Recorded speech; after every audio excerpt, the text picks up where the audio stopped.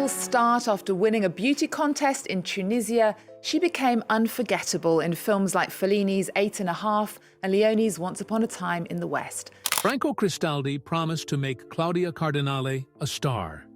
Instead, he controlled every part of her life for 9 years. She couldn't choose her roles or speak freely. When she finally escaped in 1975, she made a shocking discovery. All the money she earned was gone. Every penny went to his company. But the financial control was nothing compared to what else he made her do. Years later, she revealed the darkest truth about their relationship. It involved powerful men, secret meetings, and demands no actress should ever face. Claudia Cardinale was born on April 15, 1938, in La Goulette, a seaside town near Tunis. It wasn't an ordinary place. It was full of different cultures living side by side. Her father, Francesco, was from Sicily and worked as a railwayman. Her mother, Yolande, came from Tripoli, which was part of Italian Libya back then. Most people around them spoke different languages. At home, they spoke French, Sicilian, and Tunisian Arabic all mixed together. Italians made up about 35 to 40% of the people in La Goulette at the time, and the whole area had been shaped by Italian immigrants since the 1800s. There were Italian schools, Italian banks, and Italian newspapers. People even called it Little Sicily. Claudia grew up hearing different accents, seeing different traditions, and learning how to understand people from every background. That gave her something rare. It made her see the world in more than one way. When Claudia was just 4, the war came closer. Between 1942 and 1943, Allied planes dropped bombs over Tunisia as they tried to break Axis control. Her neighborhood, close to the port, became a target. Claudia and her family would hide in bomb shelters, waiting for the loud sirens to stop. She saw buildings fall and flames rising. By May 1943, Tunisia was taken by British forces, but not before the land was torn apart. Over 267,000 Axis soldiers surrendered, and many civilians were caught in the crossfire. Those bombings weren't just loud noises to her. They stayed in her heart. They shaped how brave she became later on. She went to school in Carthage, at Saint-Joseph de l'Apparition. It was supposed to be one of the best schools, but it was hard. Her classmates made fun of her Sicilian accent and called her family fascists because they were Italian. Claudia didn't act like other girls. She refused makeup. She wore black clothes every day and kept her hair short. Teachers didn't understand her. Her classmates didn't either. She fought back a lot, literally. She got in fights and was punished for it. But even then, she was smart. She studied hard. She did well in school alongside her younger sister Blanche. All that pain she felt, all the rejection, gave her a fire inside. She learned how to go against the rules, how to stand her ground, and how to speak without fear. That became part of her, both in life and in every movie she ever made. Her family didn't have much money. Her father's railway job meant they had to move often. Sometimes she'd be living in one town, then another. There were 6 of them in the family, packed into small railway apartments. Claudia often had to share a bed with her siblings. To help feed the family, she worked in local markets after school, selling vegetables and translating between Arabic and French. Her mother did laundry for richer families and took in sewing work to make ends meet.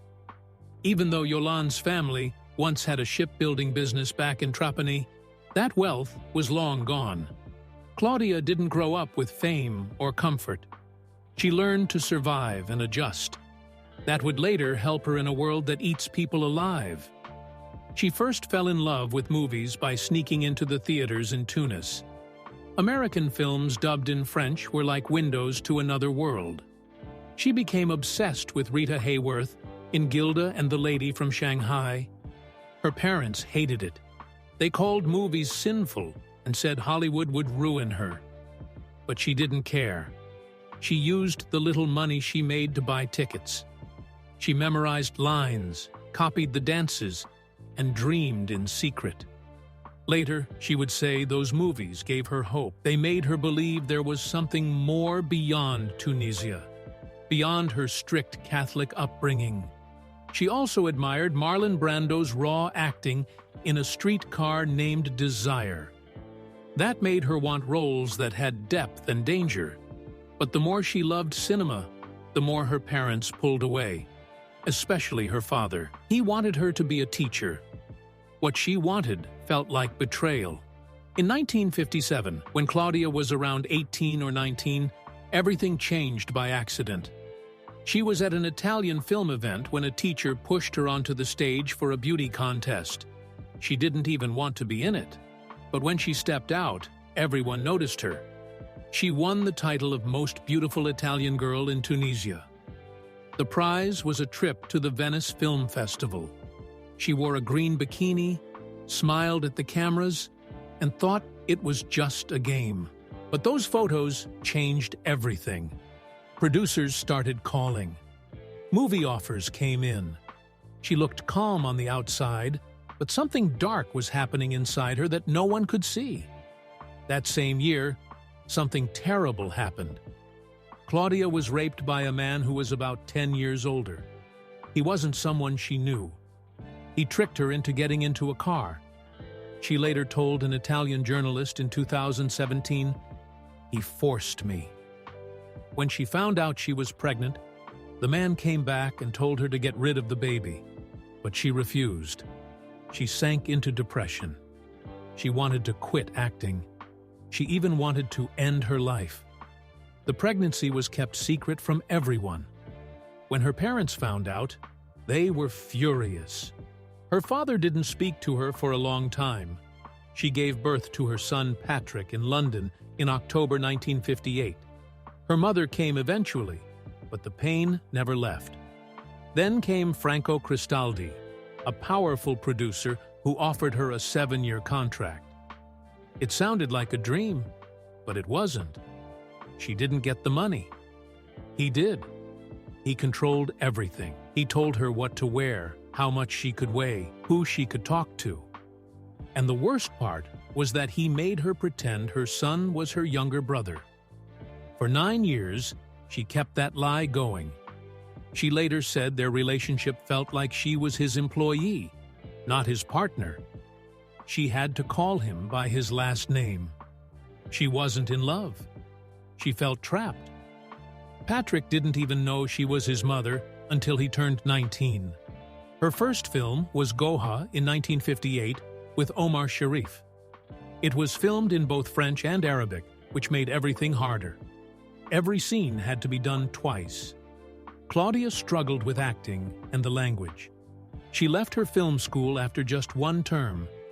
She felt lost. She even thought about leaving acting completely. The magazine Epoca wrote about her sudden decision, turning her into a mystery. On set, people from different cultures clashed. She was only 20, pregnant, scared, and trying to keep her secret safe. The next year, in 1959, she faced another crisis. While filming upstairs and downstairs, someone leaked nude photos of her without her consent. The scandal exploded. Italian newspapers covered it for weeks. Conservative groups wanted her banned. The images not only exposed her body, but also came close to revealing her son's existence. Cristaldi had to step in with his connections to stop her career from ending before it had even really begun. In 1960, she starred in Il Bell'Antonio with Marcello Mastroianni. It told the story of a man who couldn't perform in bed and the shame it brought in Sicilian society. Claudia played Barbara, his wife. The topic was so shocking for the time that police had to guard the film's premieres. The Vatican condemned it, but Claudia's performance was praised. She showed pain and confusion without using her body. The film won awards, including the Golden Leopard in Locarno. In 1961, she took on a complex role in Girl with a Suitcase. She played Ada, a nightclub singer chased by a teenager. Behind the camera, things were rough. The director pushed her hard emotionally. Cristaldi still controlled her life. She had to pretend Patrick was her brother the entire time. The pressure was unbearable. Still, she won a David Di Donatello Award for the film, but it came at a heavy cost. Then came Cartouche in 1962, a historical adventure with Jean-Paul Belmondo. During one scene with horses and cannon fire, Claudia's horse panicked and threw her. She hit her head hard. She was unconscious for 6 hours. People feared she might die or be disfigured. Filming stopped for 3 weeks.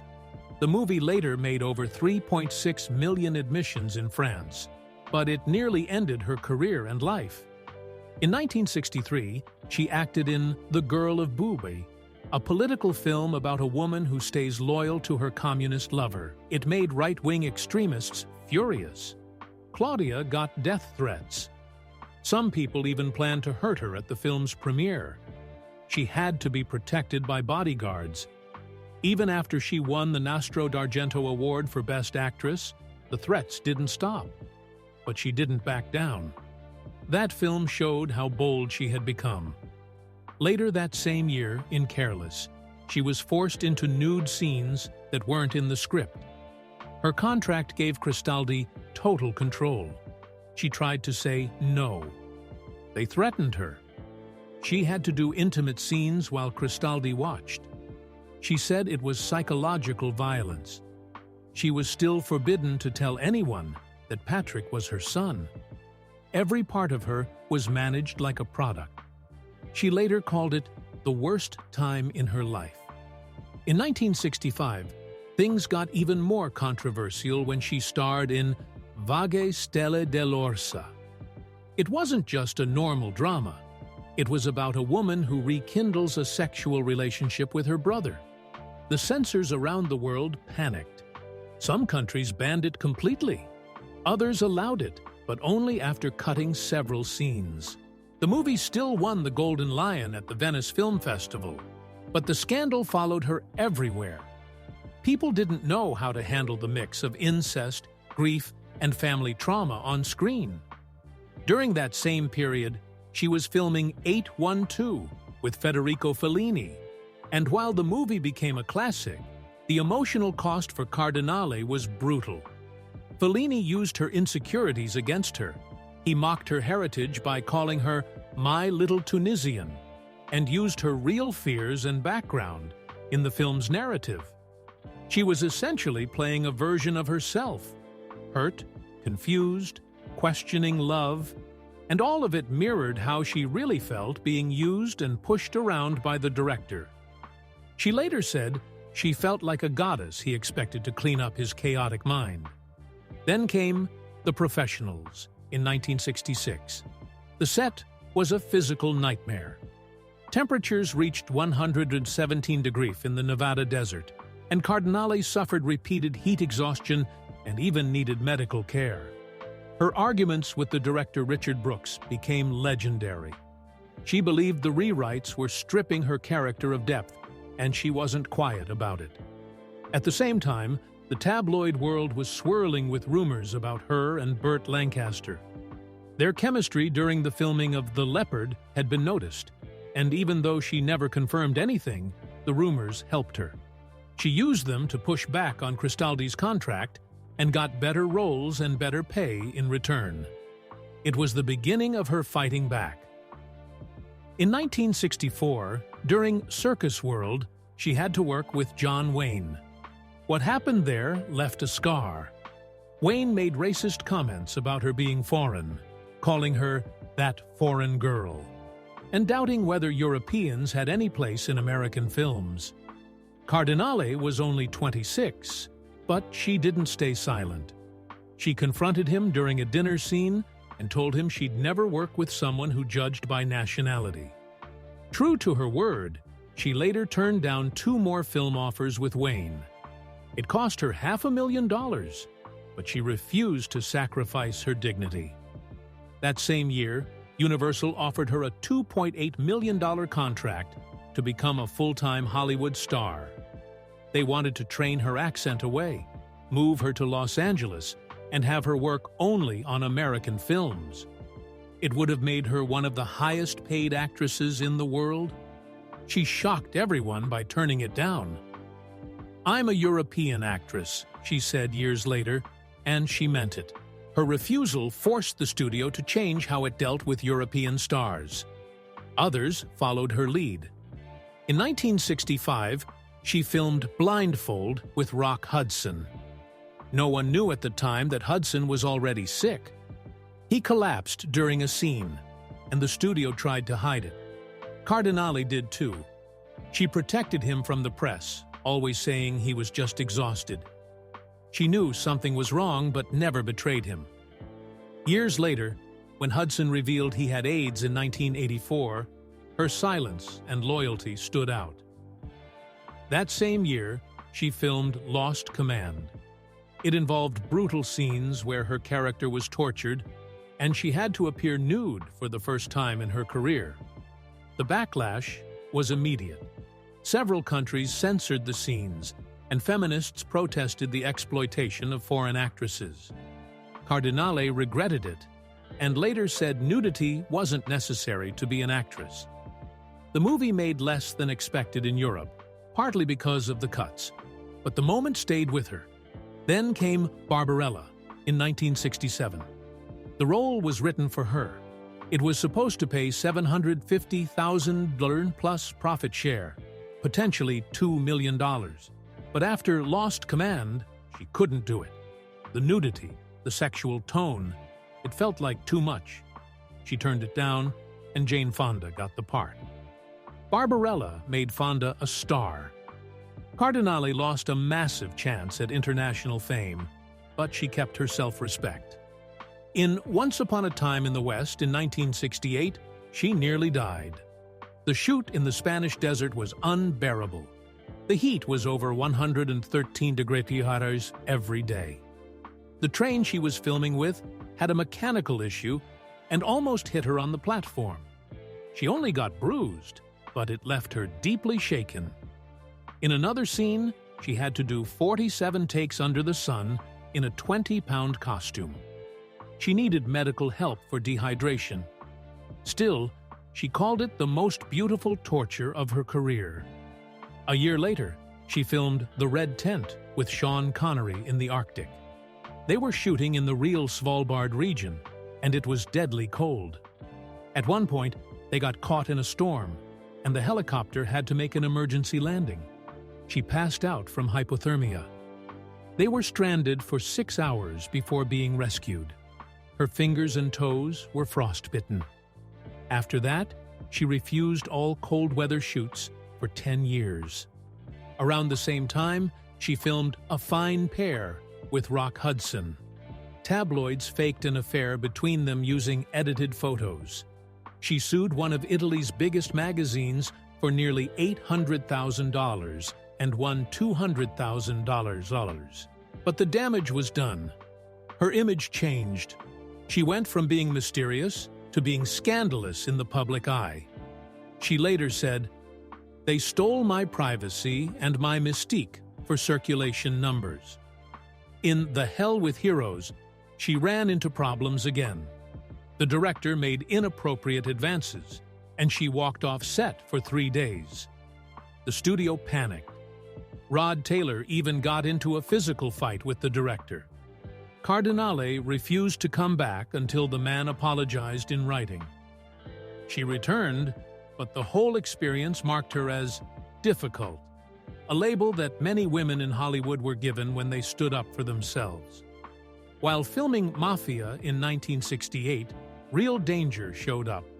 The movie exposed Sicilian crime families, and the Mafia didn't like it. During the shoot, Mafia members came to the set pretending to be businessmen. Then her dressing room was trashed, and she received death threats. The director got warnings too. Actor Franco Nero needed police protection. Cardinale said, "We were making a film about the Mafia, while the actual Mafia watched our every move." The fear was absolutely real. In 1981, she made The Skin, and American veterans were furious. The film showed Allied soldiers committing violence during the occupation of Naples. Thousands of veterans sent her hate mail. Some even sent death threats. She needed police protection at her home for months. Burt Lancaster, her co-star, said the production was a disaster. Some NATO bases even banned the film. Then, in 1984, she played Clara Petacci, Mussolini's mistress, in Claretta. That stirred up even more anger. The film used real diary entries and showed Mussolini's racism and violent plans. Both left-wing and right-wing Italians protested. She received bomb threats, and protesters burned her effigy outside theaters. Vatican newspapers called her role pornographic. Mussolini's granddaughter called Cardinale a fascist. It was one of the most explosive performances of her career. In 2002, she returned to film with Jeremy Irons in And Now, Ladies and Gentlemen. The production was a disaster. The budget exploded from $15 million to $25 million. Rumors flew that she and Irons were having an affair. Irons' wife even showed up on set and confronted her, leading to a full shutdown. French tabloids accused her of spending $200,000 on plastic surgery for the role. The movie failed terribly, earning only $736,000 in the U.S. She said it was one of her biggest regrets. In 2009, she starred in The String as a mother accepting her gay son's relationship. The backlash was brutal. Conservative Catholic fans called her a disgrace. The Vatican newspaper even published a personal attack, but LGBTQ+ groups praised her, and she received awards in France and Tunisia. The film was banned in several Middle Eastern countries because of her presence. Her final film was The Island of Forgiveness in 2022. She was 84. She had health issues and needed a walking frame. She fell on set and broke her wrist. At times, she forgot her lines, but she kept pushing. She called it her goodbye to cinema. The budget doubled due to delays, but when the film premiered, people stood and clapped. She had given everything she had left. She died 3 years later. And even now, the full weight of her life still feels hard to believe. Claudia Cardinale's life looked glamorous on the outside, but the truth behind it was full of control, secrets, and deep personal pain. When she married producer Franco Cristaldi in Las Vegas in 1966, it wasn't the start of a fairy tale. She later revealed that the marriage wasn't even legal in Italy. He just threw her a party and called it a wedding. For the next 9 years, Claudia lived under Cristaldi's contract with Vidi's Films, where he controlled nearly every part of her life. She wasn't allowed to choose her own roles or even speak freely. She said, "I was no longer master of my own body or thoughts." Her real son, Patrick, had to be hidden from the world, and she couldn't say a word. When she finally broke free in 1975, she found out she was nearly broke. Everything she earned had gone straight to Vidi's Films. That same year, Claudia began a new chapter with director Pasquale Squitieri. Their love story started in 1973, and it caused chaos. It ended both their marriages and got them blacklisted by Italian studios. Cristaldi was still powerful, and nobody wanted to cross him. But Claudia didn't care. She called Pasquale her true love, the only man she ever really loved. Their relationship lasted 42 years until he died in 2017. They didn't even live in the same city. She stayed in Paris while he lived in Rome. They had a daughter named Claudia in 1979, but even this love story had storms. They separated and reunited many times, especially in the early years. Claudia later said, "Meeting Pasquale, I interrupted a system that was built with and around me." But the most heartbreaking part of her life started long before either man. When Claudia was just 19 in 1958, she was raped by a much older French man. She got pregnant and gave birth to a son named Patrick. But instead of support, she was pushed into silence. Cristaldi arranged everything so the world wouldn't know. Patrick was born in London, while the media was told Claudia was learning English. He grew up thinking she was his sister, raised by her parents in Tunisia. This lie lasted 18 years. It wasn't until 1976 that journalist Enzo Biaggi found out and made the truth public. Patrick was devastated. The woman he thought was his sister was actually his mother. Claudia was heartbroken too. She had been forced to lie to protect her career. The truth caused a painful rift between them for a while. In 2000, Claudia was named a UNESCO Goodwill Ambassador for women's rights. She immediately started fighting against female genital mutilation, especially in North Africa, where she had roots. Her 2001 documentary, Cutting Traditions, showed graphic footage from Tunisia, Algeria, and Morocco. The backlash was huge. She was accused of pushing Western values and disrespecting traditions. In 2003, during a UNESCO conference in Paris, she even displayed real surgical tools used in FGM. Delegates walked out. Religious leaders in Tunisia issued a fatwa against her. There were death threats, but Claudia didn't stop. Between 2002 and 2005, she visited refugee camps and documented over 2,000 FGM survivors. She also helped over 800 women get reconstructive surgery by 2010 through mobile clinics she funded herself. In 2019, Claudia created the Fondazione Claudia Cardinale at her estate in Nemours, which she had bought from director Claude Lelouch for $4.2 million. She donated $2.8 million of her film royalties to support the foundation. It was meant to help female artists, but the public didn't approve of how it was being run. The first exhibition in 2020 only featured elite, white, upper-class women from top European art schools. Tickets were $150 each, which made local residents furious. They called it elitist and disconnected. Things got worse when the foundation teamed up with Museo Novecento in Florence in 2021 and left out North African artists entirely. Claudia's own heritage was ignored. By 2023, the foundation had already spent $1.2 million on just 12 artist residencies, and critics were still questioning its purpose. That same year, Claudia gave a raw and emotional interview to France 24. She was 79 when she revealed things no one expected. She said Cristaldi didn't just control her career, he abused her. He forced her to sleep with investors, pretending it was part of the job. She spoke about being drugged and assaulted by director Francesco Rosi in 1962 while filming Hands Over the City. That assault led to a pregnancy she was forced to end. Sergio Leone had pressured her during Once Upon a Time in the West, and even threatened to cut her scenes if she didn't comply. In 1969, an American studio boss tried to force himself on her. When she said no, he threatened her life. That was the final straw. She left Hollywood forever. Her revelations led to new criminal investigations in Italy, even though many of the accused were already dead. Her physical health collapsed in 2019. A routine hip replacement at Paris's American hospital turned into a nightmare.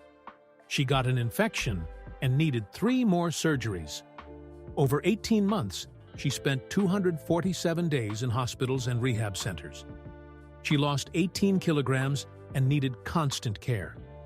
During this time, she wrote a memoir titled The Price of Beauty, 400 pages of brutal truth about the film industry.